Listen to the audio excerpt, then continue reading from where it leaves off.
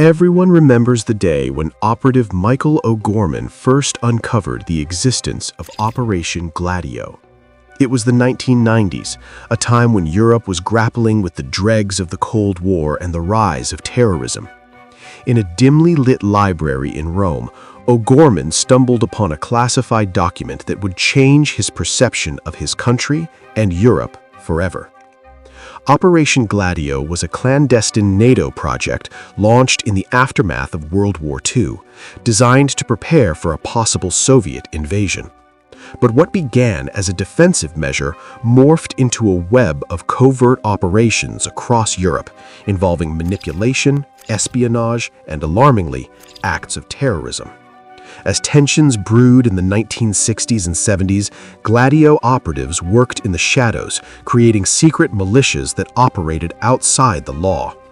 In countries like Italy, Belgium, and Germany, these groups infiltrated leftist movements, stoking fears of communism.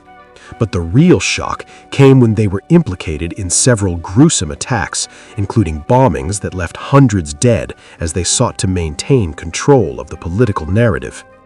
In Italy, the infamous Piazza Fontana bombing of 1969 was initially attributed to leftist radicals.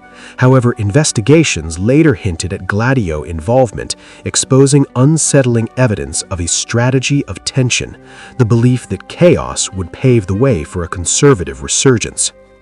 Journalist Michele B. Rossi broke the story in the late 1980s, sparking a national outcry that would echo across Europe. Moving into the 1980s, the conspiracy intensified. Euro-American politics entangled, and the CIA's hand was often in the puppet strings.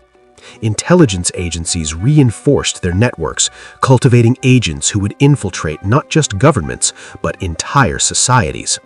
In Belgium, the Brabant Killers, a gang behind a series of massacre-like robberies, created a paradigm of horror, with whispers suggesting ties to Gladio forces who aimed to instill fear in the populace.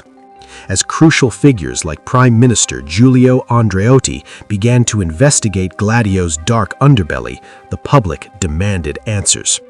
For O'Gorman, however, the real fight came after he went public with his findings. The fallout was visceral. Publications like L'Espresso faced lawsuits, while the Italian government attempted to sweep the allegations under the rug. The backlash was swift. Allegations of treachery and betrayal swirled as powerful allies bent their will to silence dissent. In 1990, the cataclysmic reveal was launched into mainstream consciousness. As Italy stood on the brink of political unrest, the NATO briefings of Operation Gladio poured into the spotlight. The Pandora's box had been opened.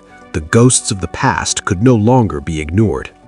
O'Gorman, now a fugitive under protection, became a symbol of resistance against state-sanctioned manipulation.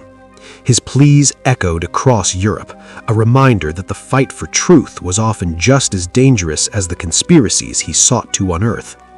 As inquiries unfolded through the 1990s, each piece of the Gladio puzzle unveiled chilling assertions. Intelligence services had not merely prepared to defend against tyranny, they actively participated in perpetuating it. By the time suspicions led parliamentarians from Italy to Germany to launch investigations, the true horror revealed itself. A network so entrenched that it had inspired far-right factions and veiled regimes, all in the name of controlling the narrative. Amidst these revelations, the world watched. O'Gorman's tale had its grip on the European psyche, a reminder that even in the post-war era, the battle for democracy often masks a dark side that leaves its citizens vulnerable. Was it ever truly about freedom, or was the war merely a stage for deeper ambitions shrouded in shadow?